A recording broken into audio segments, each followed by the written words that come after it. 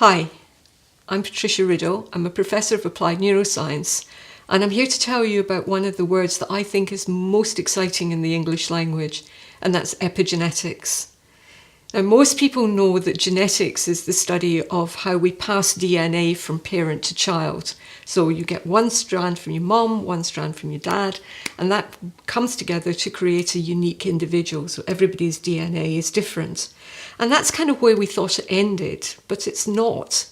Because we know that every cell in your body has all of the DNA that you need to create any other cell.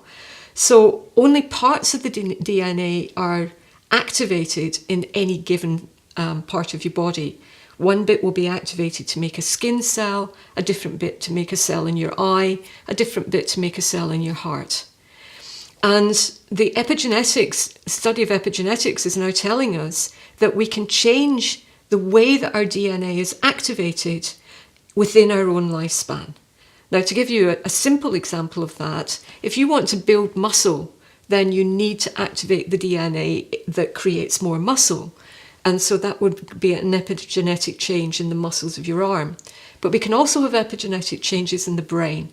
And what that does is allows us to have greater connections in the brain and more neurons, which are the most important cells in our brains. How do we do that?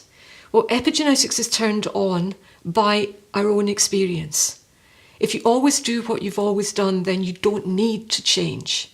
But you're then not using that change that's available in your brain. So epigenetics allows you to gain more experiences, and your brain will rewire in order to use that information from those experiences. If your brain is there to rewire, and if you're able to give it more experiences, then the question that I have for you is, how are you going to use that as a leader?